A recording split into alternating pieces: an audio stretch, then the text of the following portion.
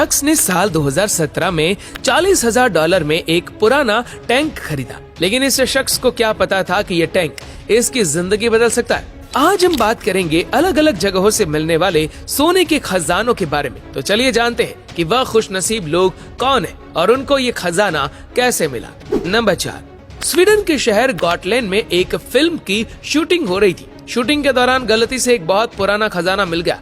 इस खजाने में 150 पाउंड चांदी, 50 पाउंड पीतल और बेशुमार ज्वेलरी शामिल थी।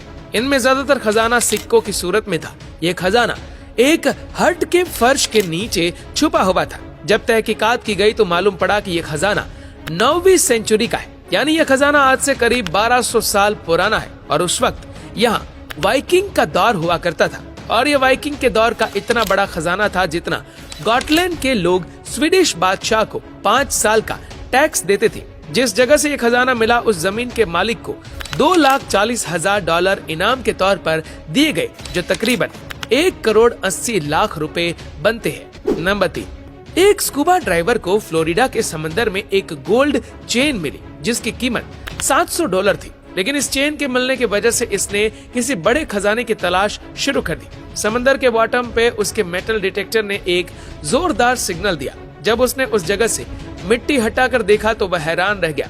मिट्टी के अंदर फंसे हुए थे 50 सोने के सिक्के जिनकी कीमत $10 लाख यानी 7.5 करोड़ रुपए थी। ये सोने के सिक्के कम से कम 200 साल पुराने थे।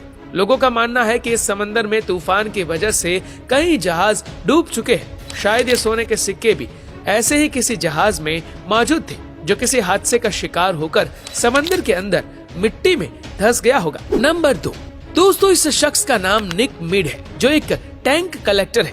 अमेरिका में इसकी कंपनी अक्सर पुराने टैंक्स खरीदती है और उनको रिफर्बिश करती है। साल 2017 में इसने एक पुराना टैंक $40,000 में खरीदा, लेकिन निक को क्या पता था कि ये टैंक इसकी जिंदगी बदल सकता है। निक ने अपने मैकेनिक के साथ मिलकर उसको रिफर्बिश करना स्टार्ट किया। जब बारी फ्यूल टैंक की आई तो इनको टैंक का पुराना फ्यूल टैंक निकाल कर उसको रिपेयर करके दोबारा फिट करना था, लेकिन उसके अंदर से हैरत अंगेज तौर पे सोने की ईंटें बरामद हुई। 5 सोने की ईंटें, और वो भी बिल्कुल प्योर गोल्ड।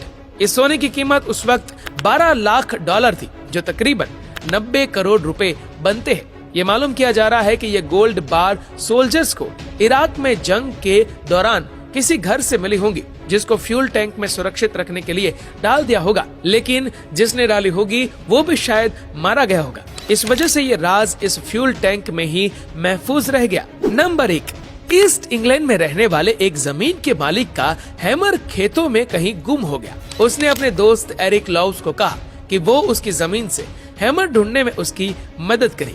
एरिक लॉव्स के पास एक मेटल डिटेक्टर मौजूद था, तो उसने उस मेटल डिटेक्टर की मदद ली। उसको इस बात का बिल्कुल भी अंदाजा नहीं था कि आज इस हैमर की तलाश उसकी जिंदगी बदल देगी। एक जगह पर मेटल डिटेक्टर ने बहुत हैवी सिग्नल दिया। जब वहाँ खुदाई की गई तो वहाँ से एक खजाने से भरी पेटी निकली, जिसमें 14,780 गोल्ड कॉइन्स, सिल्वर कॉइन्स और 200 ज्वेलरी आइटम्स मौजूद थी, जिनकी कुल कीमत तकरीबन 375 करोड़ रुपए थी।